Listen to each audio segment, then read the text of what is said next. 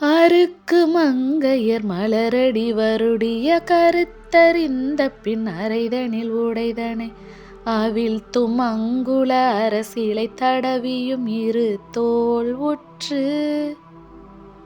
அனைத்தும் அங்கையின் அடிதோறும் நகம் எழ உதட்டை மென்று பல் இடுக்குறிகளும் இட அடிக்களம் தனில் மயில் குயில் புறவேன மிக வாய்விட்டு உருக்கும் அங்கியின் மெழுகென உருகிய சீரத்தை மிஞ்சிடும் அனுபவம் ஒரு பலம் உறக்கையின் கனி நிகரென இளகிய முளை மேல் வீழ்ந்து உருக்களங்கிமை உருகிட முதுகு பெருத்த உந்தியின் முழுகிமை உணர்வர உழைத்திடும் கனகளவியை மகிழ்வது தவிர்வேனோ இருக்கு மந்திரம் எழுவகை முனி பெற உரைத்த சம்பிரம சரவண பவகுக இதத்த இங்கிதம் இளகிய அருமுக எழில் வேலென்று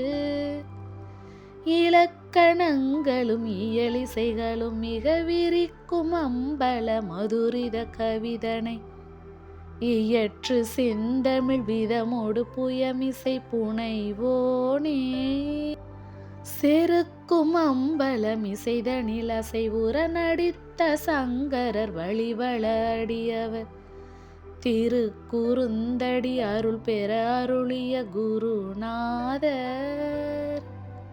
திருக்குழந்தையும் என அவர் வழிபடு குருக்களின் திறம் எனவர் பெரியவர் திருப்பரங்கிரிதனில் உரை சரவண பெருமாளே. அருணகிரிநாதர் அருளிய அருக்கு மங்கையர் என்று தொடங்கும் இப்பாடல் திருப்பரங்குன்றம் தலத்தில் உறையும் முருகப்பெருமானிடம் பாடப்பட்டதாகும். சிற்றின்பத்தில் மூழ்கி திளைக்கும் தன் நிலையை வெறுத்து அதிலிருந்து விடுபட துடிக்கும் ஒரு பக்தனின் மனநிலையை இது பிரதிபலிக்கிறது. இப்பாடலின் முழு அர்த்தம், விலைமாதர்களின் மலர் போன்ற மென்மையான பாதங்களை வருடிவிட்டும் அவர்களின் விருப்பத்தை அறிந்து அதற்கேற்றவாறு நடந்தும் இடையில் அணிந்திருக்கும் உடை மற்றும் அரச இலை போன்ற ஆபரணத்தை தடவியும் நான் மயங்குகிறேன். 2 தோள்களையும் தழுவி கொண்டும் நகங்கள் பதியும்படி அணைத்தும் உதடுகளை சுவைத்தும் பற்களால் மெதுவாக கடித்தும் இன்பம் துய்க்கிறேன். அப்போது மயில், குயில் மற்றும் புறாக்கள் எழுப்புவது போன்ற குரல் ஒலிகள் எழ நெருப்பில் இட்ட மெழுகு போல என் உடல் உருகி போகிறது. கையில் கிடைத்த பழத்தை நழுவ விடாமல் பிடிப்பது போல பெண்களின் மார்பில் விழுந்து அறிவு கலங்கி மெய்யுணர்வை இழந்து கிடக்கின்றேன்.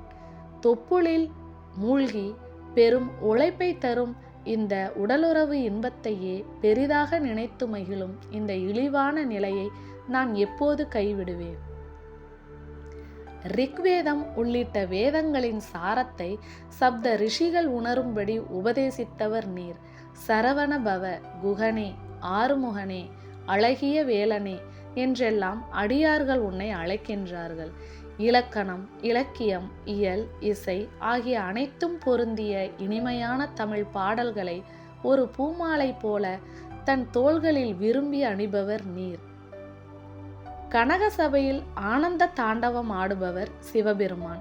அவர் தன் அடியாரான மாணிக்க வாசகருக்கு திருப்பெருந்துறை என்னும் தலத்தில் குருந்த மரத்தடியில் குருவாக அமர்ந்து உபதேசம் செய்து ஆட்கொண்டார். அத்தகைய கருணை மிக்க சிவபெருமானின் தவ புதல்வன் நீர்.